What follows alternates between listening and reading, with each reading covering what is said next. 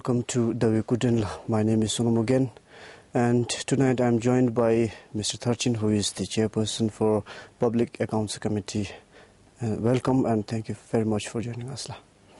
Thank you for having me. So, from 2008 till 2012, over 800 million Yultram worth of irregularities, and 2012 alone we had about almost close to 400 million irregularities. Is it a cause of concern? Should we be alarmed about it? It's a huge cause of concern, I think. Yes. For the public, for the Member of Parliament, and for the, I think, the concerned head of the agencies. Yes. It should be a huge cause of concern, I think. Because we lost this money in embezzlement, fraud, corruption, or just some, we can, there are time for us, we can at least bring back some of the monies back. No, almost 800 million, as you said, almost 800 million irregularities were reflected from 2008 to 2012 audit reports. So when we look at these 2008 to 2012 audit reports, I think that almost 800 million has been categorized into 4 different irregularities, I think. So firstly, fraud, corruption and embezzlement, and secondly, mismanagement, and thirdly, violation of laws and rules, and fourthly, shortfalls, lapses and deficiencies. So these are the 4 broad categories the Royal Audit Authority has categorized the total number of irregularities that we have, almost 800 million. But people say at least from this amount, there are chances of recovering, at least some amount. So how much amount are we looking at, for the chances of recovering the amount? No, I think the recovery should be, full, I think. Yes. Because these are the money, these are the public resources, and the public money misused. No, I think all this should be recovered. I think the concerned agencies, the concerned individuals to whom the accountability responsibilities are placed, they must take the lead responsibility to recover as soon as possible. Because the Parliament has already passed the deadline. See? Yes. Is it also indicating that corruption is becoming more rampant? Now, when we look at the financial corruption and mismanagement, it has been dropped by nearly 50% comparing 2011. I think that should be taken as a good news for all of us. Yes. Still, then we cannot spare to have such a huge amount of money going under misused. Yes. And let's look at a few cases of irregularities, because MOIC has been reflected as one of the highest irregularities, in 2012. In this financial year, mostly because of the construction of 3 domestic airports. And then, if you really go into it, and then it is also reflected and indicated that it's because of one official who was burdened with so many job responsibilities. That's true. Yes. That's true. Yes. The Minister of Information and Communication had topped the list in mismanagement, fraud, embezzlement, and all these irregularities, nearly almost 111 million. So all these happened due to the construction of 3 domestic airports. Yes. One in Bumtang, and one in John Fuller, and one in Galefo. Yes. And the main, as you said, the main cause of these problems were the fault in planning and implementation. Yes. We do agree that the person concerned involved in the site, at the site, are more responsible. But then if you look at the overall, see, the ministry or the committee in the ministry should be held accountable, should be held responsible. Who should be held more accountable or responsible in this case?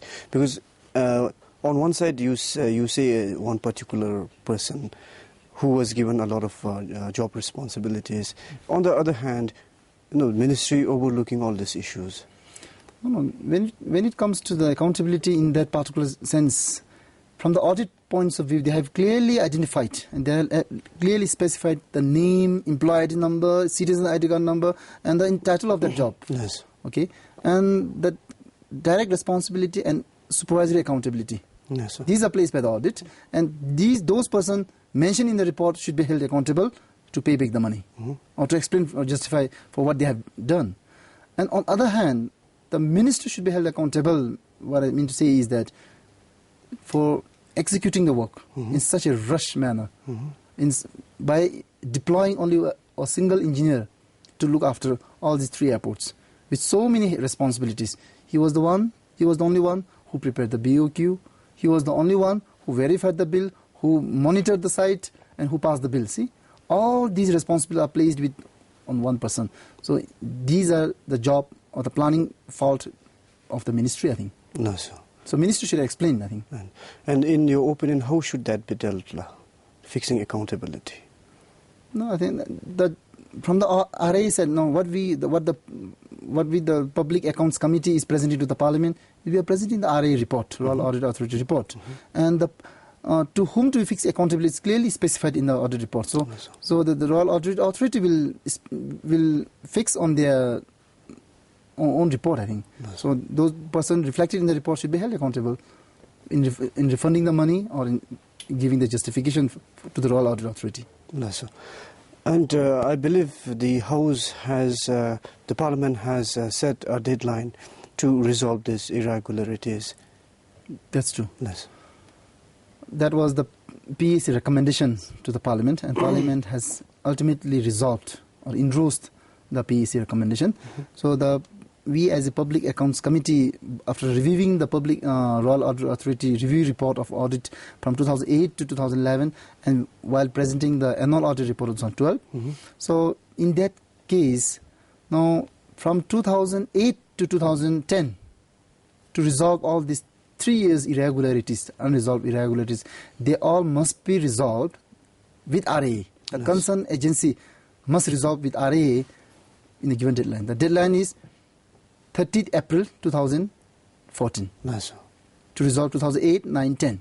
And for 2011 and for 2012, unresolved irregularities must be resolved within 30th November 2014. What if that irregularities are not resolved within that given deadline? Now the audit will give us the report again. The audit will do their own job. They will review and they will... And members will deliberate, and that's it? Yes. No, then we will review. Then again we will give the same deadline. We will give the different deadline for the concerned agencies to resolve. Are you indicating you will get extension of deadline? For this time, it's almost confirmed now. Yes. But what people think is that to resolve all these irregularities, maybe it's, it is coming about 800 million. And to resolve these irregularities within that given time period is almost impossible. I think that should not be given a due consideration. Yes. Because 2008, 9, 10, 11 is almost now, we are talking about the 4 years, before 4 years. Yes. So I think the people concerned, who are held accountable, or the agency concerned, should be able to give back the money which they have misused already, I think. Yes. So I don't find any reason, I don't find any justification to delay further when it comes to the deadline. Yes. Sometimes it's my personal belief that the committee or the parliamentarians, is holding a toothless handle when it comes to such issues, especially to resolve irregularities. Because what if the concerned agencies fails? Then, if that report comes to the Parliament or your committee, then you're going to give another extension of deadline, or because you don't have or else that kind of thread. No, it is not the member of Parliament or it's not the parliamentary committee who is held responsible in collecting the money which the concerned agencies have used. Yes. There are concerned authorities, there are constitutional bodies. The Royal Audit Authority is a constitutional body who looks after the efficient or effective or the economic use of public resources. So it is the Royal Audit Authority who should be held accountable or responsible in that way. So the Royal Audit Authority in turn should be... I think that at the end of the day they will refer to the court, I think. At the end of the day, the court is the final benchmark where who can decide on this matter, unresolved matters. Yes. So there is or else kind of thread. Yes, there should be. Less. One thing is that you talk about fixing accountability, and then it is generally understood fixing accountability to the person who is immediately or who is the concerned or the dealing officer or whatever. But it doesn't go upper, from that particular person, what you call moral responsibility. So I hear, especially in the National Council, the members really raising their concerns on this issue, and then some are really serious about it. There should be some people who are more serious about it. All of us should be serious about it. Yes. When it comes to responsibility or accountability, I think the head of the agency or the head of the department or the ministry should take the moral responsibility for the false or for the wrong things that has been taking place in his or her own agency, ministry, departments. So I think when it comes to the moral responsibility, I think it is the democratic culture that we need to set up in our own country. Because if you look at, we are talking about the democracy and democracy. So if you look at the other countries where the culture of democratic is very strong, see, even the Prime Minister takes up the responsibility if something goes wrong in the country. And the Education Minister held the responsibility if something goes wrong in the school. See, so these type of moral responsibility should be inculcated in our own democratic culture also. So that is the essence of responsibility accountability that we think. But this is only the talk or the voices raised by the parliamentarians, especially in the National Council, that you get to hear, and then after some time it dies a natural death in that. For instance, previous National Council members have asked cabinet secretary to hold the Minister for Finance and the Governor for RMA to be held accountable for the economic crisis and rupee shortage and all. But you don't see people talking about it anymore. No, when you say the fixing of accountability, I think these should not be left only with the Member of Parliament, I think. We have media on the other hand, yes, and we have general public on the other hand. And the pressure should come from different sides, different directions, I think. Yes. So, firstly. And secondly, when the National Council says that the concerned head of the agency or the concerned head of the ministry, I think we are right. Because if the economic crisis, if there is economic crisis in the country, the economic of the country is looked after by, I think the management happens in different levels, even even at the household level. Even as a household level, even the father is more responsible or accountable for his own household management. So when it comes to the national economic management or the country economic management, it is the finance ministry, see, and the related similar branch like RMA and all. So see, they should be held accountable, means they should be responsible to explain to the public. Yes. These happened because of this and this. Yes. So in order to prevent such things in future, we have these things in place. These sort of things, see, we are trying to get the explanation. It's not that we are fixing accountability, means that it's not that we are blaming whole things to the finance minister or the governor of the RMA. So they are the right person, by position, to explain to the public, so these things happen wrong. So in order to stop these things, in future, we have these things. Measures in place. Yes. That should be clearly stipulated or explained to the public. Yes. And there are a few skeptics, to call it so, say that it's most of the time National Council members who talk about fixing accountability, and face tougher, circumstances, because they are more safer than the members of the National Assembly, because they are a little apolitical. Could that be true, Because you don't really hear members of National Assembly, talking on issues like this to fix somebody. That's true. It's true. Before I joined as National Council, I also took it in that way. No, look, the Member of Parliament, be it in the National Council or be in the National Assembly, the Member of Parliament must think that they are the public representative. And if, for example, if currently we have almost 32 Member of Parliament representing ruling government, and the reality here is that out of 32, 10 are the ministers. Yes. One is Prime Minister. Yeah. So see? So rest are the public representative. They are also public representative, but rest are not, does not represent the government. Yes. That we should clearly specify. We should differentiate. Yes. I think the ruling MP needs to differentiate themselves. Yes. They are not a part of government. They belong to ruling government, but they are not the one who runs the government. Yes. They're still people's representatives. Yes, and they also should take the responsibility to fix accountability on the head of the government or the head of the ministry. Yes. Would you do the same if you were one of the NA members? I think so. Yes. Yes. Thank you very much. And we'll move ahead, and we'll go to this, the clearing of the political parties' debt in the last 5 years. It was reported in the RAA's report that the way they cleared their debts was, sometimes illegal. They violated some of the laws. So can you specify and elaborate more on that? I mean, what exactly has been done?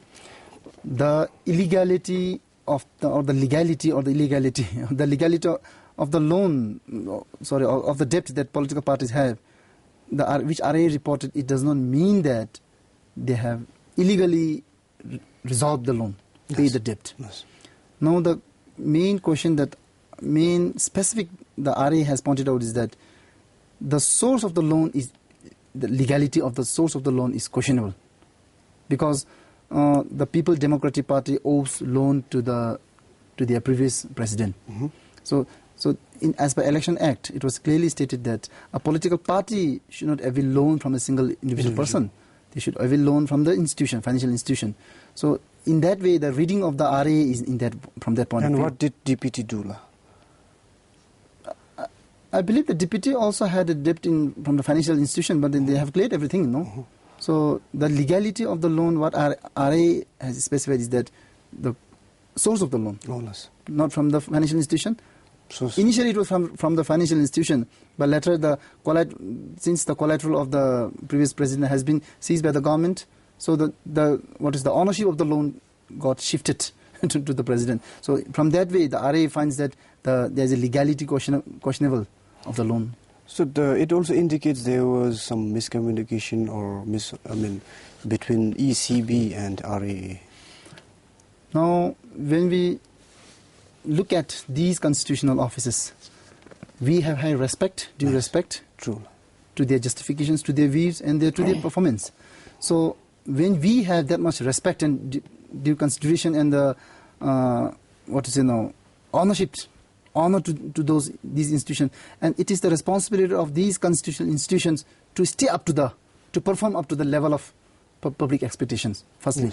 Yes. And secondly, now it is the different mandate now. RA has their own different mandate, they have their own mandate, they have their own act to perform. Yes. And the ECB, on the other hand, they have their own mandate and they have their own election act.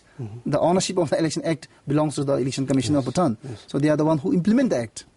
So see, so I don't find there's a big interferences in each. But then what I'm trying to convince here is that I'll share the same views in the parliament also. There should be information sharing between the constitutional offices. It does not mean that they have to interfere in their day-to-day work. So what I mean to say is there should be information sharing system. There should be cooperation. There should be coordination among the constitutional offices. So in that way, now see, when it comes to political debt, now that the political parties have, see, the ECB has cleared. They have given public notification. They have issued notification saying that 2 political parties have resolved all the irregularities with ECB as per the election law. Yes. So now the question is with the RA now. So see, it is the responsibility of the 2 political parties to intimidate with RA, Royal Audit Authority, and to delete their name from the irregularities. I think is their responsibility. Now, how do the parliamentarians view at this? Can this repeat this kind of precedence? Because at some point of time, if institutions were really tough, some parties could be disqualified. Firstly, we need to understand that we are at the initial stage of democratic processes. So see, this is just 5 years, and we have within 5 years that we have the democratic setting has changed a lot, and the political parties, they have learned a lot. So there might be some sort of consideration. We have to look in from the holistic point of view. See, there should be some sort of consideration for the political parties to to stand up to build the foundation on their own self now. Yes. I think the similar practices should not be there in the coming futures. So it was okay between 2008 2012, but it cannot repeat. No, the similar. Both the political parties, they are convinced. Yes. They should know the mistakes they have created. So they should correct. It is their responsibility to correct and to avoid similar mistakes in the coming years, the coming elections. No, it depends on the different constitutional bodies how they act. If they are very strict, and if they are very about the act, then I think both the political parties might have a tough way forward. Yes, and I'm sorry for mixing up issues here, but one specific lapses that I see in the audit's report, especially on this construction of the 3 domestic airport, was that quality were compromised. I mean, and some of the domestic airports which was intended to be used as early as possible, you can't even use it right now. So I'm sure the members in the parliament has deliberated on it, and then you have also talked on the quality compromises and all. Now, quality of 3 domestic airports, I have never been to site, Yes. to be frank. Yes. And the qualities of the 3 domestic airports have been repeatedly covered by the media. So now the quality has been compromised due to the supervisory or the management lapses. How can a single engineer monitor the quality of 3 airports? Almost all, I believe that the construction of 3 airports happened at the same time. So how can you expect a single engineer to maintain the high quality standard of the 3 domestic airports when we have no enough adequate manpower placed at that time of the construction? So it's true that the quality of the 3 domestic airports is not up to the public expectation. So what are the recommendations by the members of the parliament, especially on this? Because it clearly indicates on this particular issue of the construction of the 3 domestic airport that the party had to meet a political promise they have kept, and the race against time. So that was, in that way, it was a rush, and then the compromises were there. So I'm sure you must have deliberated on it and thought on it as well, so that in future this doesn't happen. Because politics is all about making and keeping promises. I don't remember the parliamentarians raising over the quality of the 3 domestic airports. What we deliberated and what we recommended to the government, or specifically the Minister of Information Communication, is that there should not be such lapses in the coming future. When the government takes such a huge project, the construction of domestic airport is not a small project. Yes. It's a national project. It's a big project. Yes. So when we plan the big project, there should be a good feasibility study, Yes. accurate, the detailed project report, Yes. DPR. Yes. See? And then implementation. When it comes to the implementation, there should be adequate manpower at the site. So see, if these things are managed, then today I think we need not have to talk about the quality of the 3 domestic airports. Yes. Thank you very much for joining me, and I hope to see you again in this kind of setup with similar questions. Thank you very much for coming. Thank you very much for watching the show. Good night.